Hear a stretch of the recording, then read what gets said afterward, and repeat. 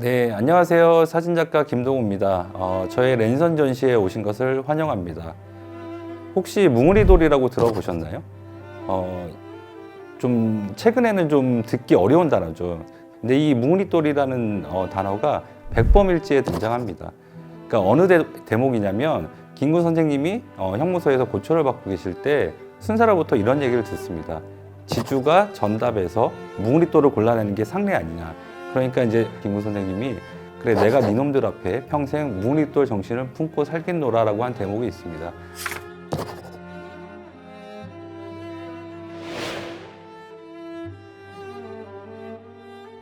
오늘 보은서가에서 함께 감상할 그 뭉우리돌의 바다라는 책에는요, 전 세계의 그 우리의 저항 정신을 대변하는 그런 장소들이 담겨 있는데요.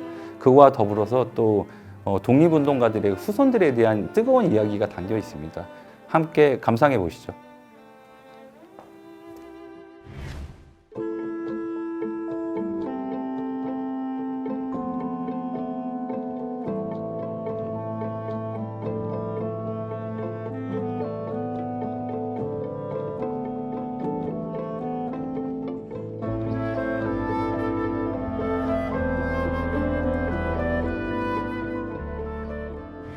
네, 뭉우리돌의 바다를 시작하게 된 저한테는 아주 중요한 장소가 하나 있는데요. 인도에 있는 그 레드포트라는 성입니다. 붉은 사암으로 만들어진 아주 빨간색 성이에요. 근데 이 성을 제가 여행하면서 우연찮게 우리 독립운동사랑 관련이 있다는 사실을 알게 돼요. 흔히 인도랑 우리 독립운동사가 연결돼 있다고는 잘 생각하지 못하잖아요. 근데 이게 어떤 내용으로 연결이 돼 있냐면요. 2차 세계대전으로 좀 거슬러 가봐야 됩니다. 당시에 이 레드포트는 영국군의 총사령부터로 쓰이고 있었습니다. 근데 영국군이 그 당시에 충칭에 있는 우리 임시정부에 요청을 합니다. 한국 사람이 일본 사람하고 비슷하게 생겼고 이러도 잘하니 좀 심리전단의 역할을 할 수 있는 요원들은 좀 파견해 달라. 그래서 이제 임정 안에서 선발을 하게 됩니다. 영어와 일어, 그다음에 신체 건강한 아주 최종의 엘리트 요원 9명을 선발하게 됩니다.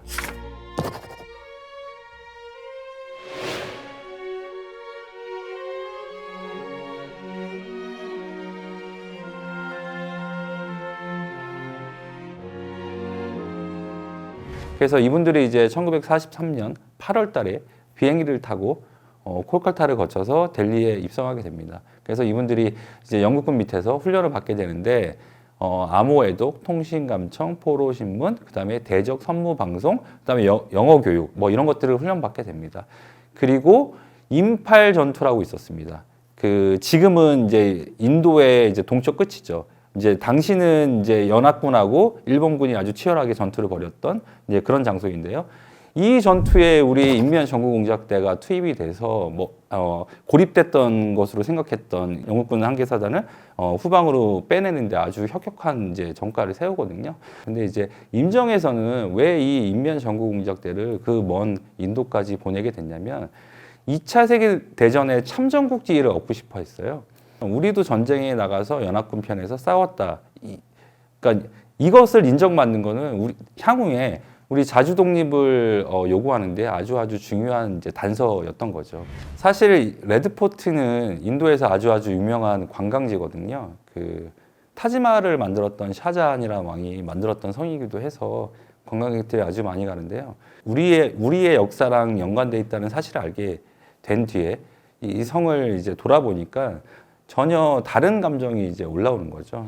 여기가 우리의 광복을 위해서 노력했던 현장이었구나. 그런데 저는 학교 다닐 때 이 인면전구공작대의 인도에서 활동을 학교에서 배우지 못했거든요. 그러니까 교과서에 이 얘기가 없었어요. 이 프로젝트를 시작하고 나서 이제 전 세계에 얼마나 많은 곳들에 우리 독립운동 사적지가 분포되어 있는지 찾아보니까 학교에서 이제 교과서로 배웠던 것보다는 훨씬 더 광범위한 범위에 우리 사적지들이 분포돼 있더라. 그 아프리카, 남미 빼고는 거의 전 지역에 다 있었던 거죠. 그래서 이 우리 국외 독립운동 사적지를 제대로 한번 기록해 보자 해서 인도에서 이 뭉우리돌의 바다 프로젝트가 이제 시작됐죠. 그 인면 전구공작대 얘기는 여기까지고요. 예, 다음은 또 멕시코 얘기를 좀 해볼까 합니다. 예.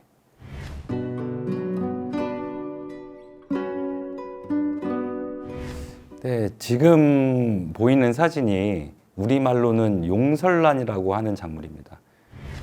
멕시코에서는 저거를 애니깽이라고 불립니다. 영어로는 에네켄이라고도 합니다.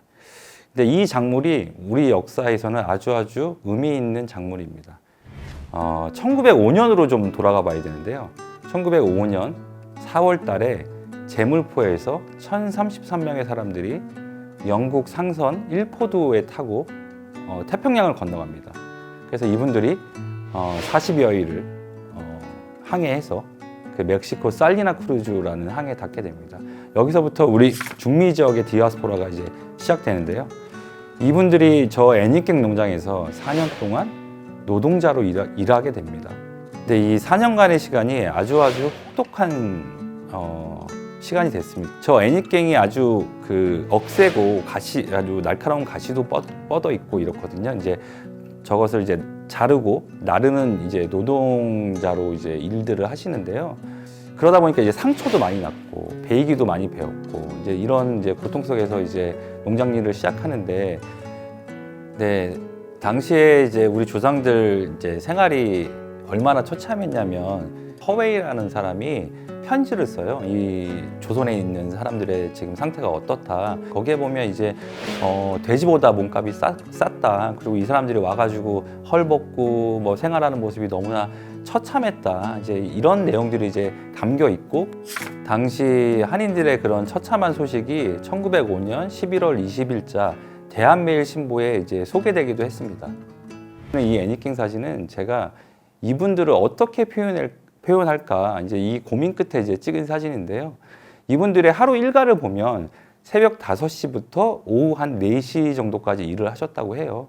그러면 4년 동안 이제 매여 있는 몸이었잖아요. 애니깽 농장에. 그래서 이분들이 하루를 시작한 빚은 뭐였을까?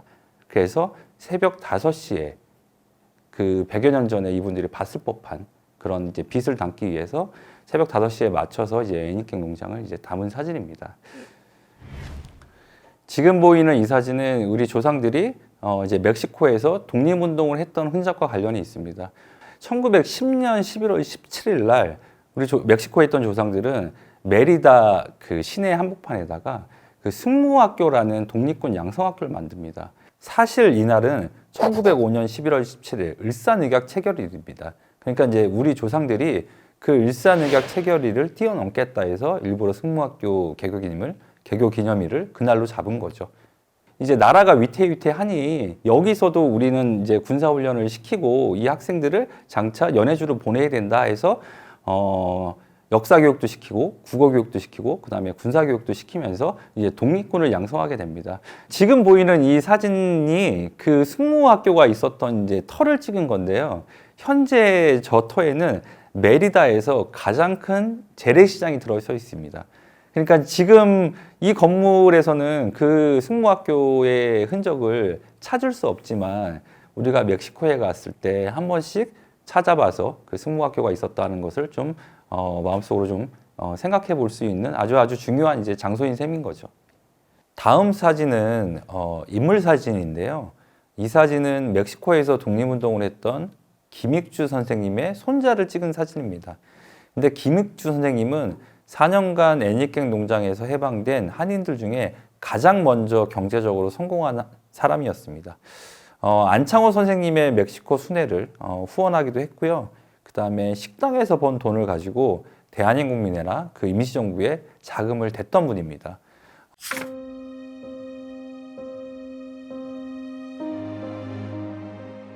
이 사진을 가만히 보면 좀 상이 좀 이렇게 겹쳐 보이거나 약간 흐릿해 보이잖아요. 이제 촬영 현장에서 저렇게 이제 찍어내는 특별한 방식을 동원해서 흐릿하게 이제 상을 찍어냈는데요.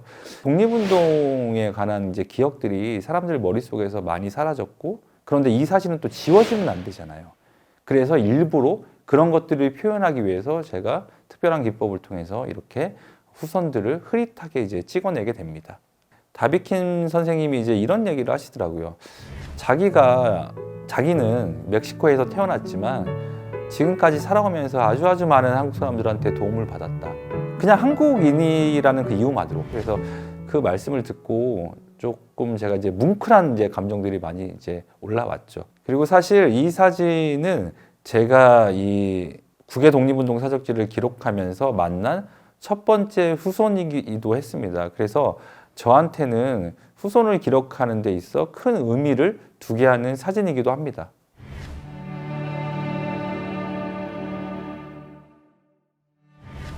지금 보는 사진은 쿠바에 있는 한 기념탑 사진입니다. 쿠바가 우리 독립운동사랑 어떤 연관이 있을까? 선뜻 잘 안 떠오르죠. 1921년으로 돌아가야 되는데요. 우리 조상들이요, 멕시코에서 또 쿠바로 재이민 갔던 역사가 있습니다. 이분들이 이제 첫 번째 이제 한인 마을을 이제 형성하게 되거든요. 근데 엘볼로라는 이제 마을을 만들게 되는데, 그 엘볼로 마을 입구에 가면 한인 이민을 기념해서 이 기념탑이 하나 서 있습니다. 근데 이제 자세히 보시면 이 기념탑이 이게 기와가 올려져 있고, 이렇게 뭐 동그란 또 이렇게 타원형의 이제 구조물이 돼 있고, 이제 그렇게 돼 있는데, 이제 주변에는 이제 애니깽이 이렇게 둘러싸 있죠. 근데 자세히 보면 저게 한국의 것도 아니고 무슨 쿠바의 것도 아니고 약간 좀 혼종적인 느낌이 듭니다. 그래서 제가 이 기념탑을 찍을 때는 쿠바에서 살아간 한국 사람들, 그 문화적으로 혼종된 이제 그런 것들을 표현하기 위해서 이제 찍은 이제 사진이기도 합니다. 그런데 쿠바가 저한테는 되게 안타까운 나라 중에 하나였습니다. 왜 그러냐면 쿠바는 지금까지 단 한 번도 한국과 외교 관계를 맺어본 적이 없습니다. 그렇게 한국과 이제 쿠바가 외교 관계를 맺어본 적이 없다 보니까 이 쿠바 안에도 우리 독립운동 사적지들이 있거든요. 이제 그게 공식적으로 체계적으로 좀 관리가 좀 부실했던 거죠. 하지만 이제 미국에 있는 우리 한인교회 선교사님들 이런 분들이 이제 들어가서 민간 차원에서 이제 교류는 활발하게 이제 진행되어 왔습니다. 그랬기 때문에 저런 탑이 또 세워질 수 있었던 거고요. 지금 보이는 이 사진은 레오노로 이박이라는 분의 사진입니다. 이분의 아버지는 이윤상이라는 분입니다. 그 이윤상 선생님은 우리 쿠바에서 독립운동 하셨던 분 중에 또 한 분이신데요. 흔히 3대 독립운동이라고 하면 1919년에 3.1운동, 1926년에 60만세운동, 그리고 또 하나 1929년에 광주에서 있었던 광주 항일학생운동이 있죠. 근데 광주 항일학생운동 소식이 쿠바까지 전해졌습니다. 그래서 이윤상 선생님 등의 이제 쿠바에 있던 한인들이 중심이 돼서, 아니 본국에서 학생들도 이렇게 일제와 맞서는데 우리는 어떻게 가만히 있을 수 있냐, 이제 그런 이제 의기를 갖고 이제 쿠바에서 광주 항일학생운동 지지대회를 엽니다. 이제 그런 일들을 앞장서서 한 분이 바로 이윤상 선생님이었던 거죠.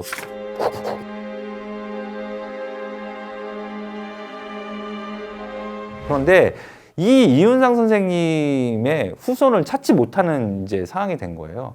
왜냐하면 한국 사람의 이 이 발음들이 다 변질이 됐어요. 그런데 이제 마침 이제 쿠바를 방문했던 이제 한 대학의 후손 찾기 이제 봉사단의 노력으로 저 사진 한 장이 단초가 돼서 이 레오노로 이 선생님이 이윤상의 따님이라는 걸 확인이 된 거죠. 제가 이 레오노로 이박 선생님을 만났을 때 이제 사진을 찍겠다고 하니까 그러시는 거예요. 나 한복이 있는데 그거를 입고 좀 찍으면 안 되겠냐. 그렇게 말씀하셔가지고, 그러면 그러시라고 해서 저렇게 한복을 입고 또 제 카메라 앞에 또 서주시기도 했습니다. 네, 지금 보는 이 사진은, 쿠바에서 독립운동을 했던 호근덕 선생님의 무덤입니다. 그리고 저 뒤에 서 계신 분은 빅토르 호차, 그러니까 호근덕 선생님의 아드님이십니다.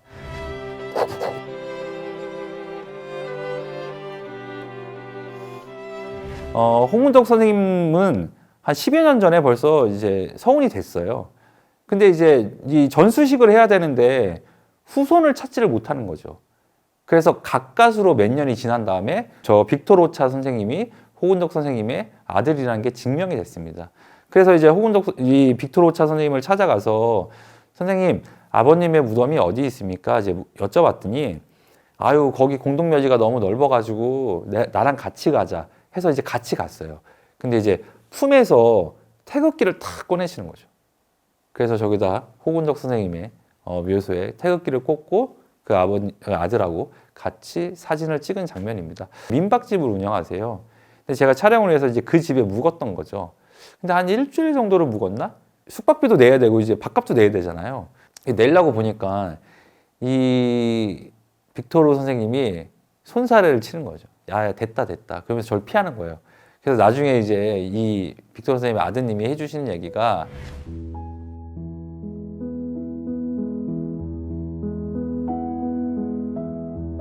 쿠바에서는 이제 지워진 역사가 너무 많기 때문에 누가 누구의 후손인지, 그리고 진짜 이 사람이 독립운동을 했음에도 그거를 증명할 수 없는 이제 시대가 돼버린 아주 안타까운 상황이 지금도 계속되고 있습니다.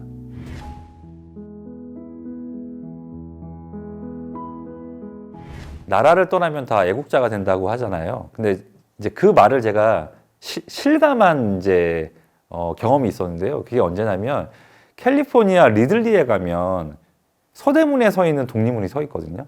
그러니까 미국에 있는 동포들이 성금을 모아가지고 서대문에 있는 독립문을 4분의 1 모형으로 축소해가지고 이제 독립문을 세워놨어요. 그 독립문 앞에 가면 또 미국에서 이제 독립운동 하셨던 10분의 이제 애국지사의 기념비를 또 세워놨고요. 근데 제가 미국에서 정말 제일 깜짝 놀라는 이제 순간이 바로 이 독립문을 보고서인데, 이제 LA에서 이제 동포들이 리들리를 이제 방문하는 그런 행사가 있었어요. 근데 이제 그 중에 노영덕 여사님이 계셨던 거죠. 근데 이 노영덕 여사님이 누구냐면, 윌로스 비행장, 그러니까 한인 비행사 양성소를 같이 만들었던 노백린 장군의 손녀였던 거예요.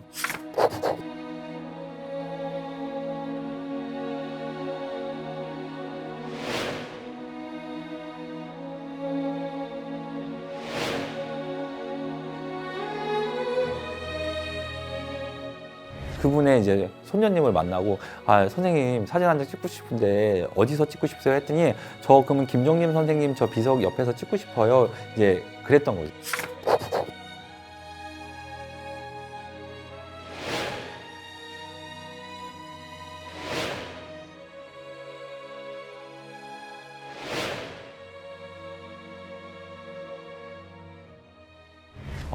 시간을 초월해서 그 두 분의 이제 모습을 이제 함께 이제 담을 수 있는 아주 저한테는 뜻깊은 이제 시간이 있기도 했습니다. 이 다음 사진은 이제 뉴욕이거든요. 그러니까 뉴욕 하면 그 타임스퀘어를 많이 떠올리시잖아요. 근데 그 타임스퀘어에서 아주 가까운 거리예요. 한 두세 블록밖에 떨어져 있지 않아요. 거기에 가면 타운홀이라는 극장이 있습니다. 타운홀 극장이 우리나라 사람들한테는 국외 독립운동 사적지입니다. 그러니까 맨하탄 한복판에도 우리 국외 독립운동 사적지가 있는 거죠. 근데 저기서 이제 어떤 일이 있었냐면, 미국에 있던 조상들이 합심해가지고 저 타운홀에서 1921년, 1922년 연달아서 3.1운동 기념식을 엽니다. 실제로 서자필 박사가 저 극장 단상에 올라서 기미 독립운동 선언서를 낭독하기도 했습니다.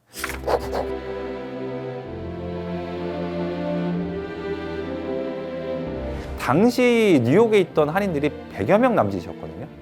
근데 저 3.1운동 기념식 때 저 홀을 거의 가득 메웠대요. 그러니까 1000명의 사람들을 모았어요. 그러니까 한 명이서 거의 10명씩 데려온 거죠. 미국 사람들을. 그래서 저 단상에서 만세 삼창도 했고, 그리고 홀을 가득 메운 사람들이 같이 태극기를 흔들면서 만세 삼창을 했다고 하는데, 저기 서서 이제 지그시 이제 저 객석을 내려다 보니까 당시에 그 독립운동가들의 마음이 얼마나 뜨거웠을까. 얼마나 나라를 찾고 싶었으면 한 명에서 10명씩을 모아가지고 저 홀을 가득 채워서 그렇게 함성을 내질렀을까. 이제 그런 생각들을 많이 느껴볼 수 있었죠. 그런데 안타까운 건 지금도 우리 국외독립운동 사적지는 방치된 곳이 너무너무 많습니다. 대표적으로 만주에 가면 우리 신흥무관학교 터 있거든요. 거기는 옥수수밭이 됐어요, 다. 그리고 만주의 한 산기슭에 가면 1910년대 우리 독립군들이 그려놨던 태극기가 그려져 있는 동굴이 하나 있거든요. 일명 태극기 동굴이라고 하는데, 이런 것들이 많이 방치되어 있는 거죠. 그래서 이런 국외독립운동 사적지는 우리의 꾸준한 관심이 꼭 필요하다. 그 관심이 없으면 사람들 기억 속에서 잊혀지거든요. 네, 제가 준비한 랜선 전시회는 여기까지고요. 네, 즐겁게들 감상하셨나요? 코로나도 많이 풀리고 이제 예전처럼 그렇게 국외 여행이 다시 이제 활성화되면 내가 가는 나라에 우리나라와 관련된 이야기가 없는지 한 번만 좀 검색해 보세요. 분명히 있습니다.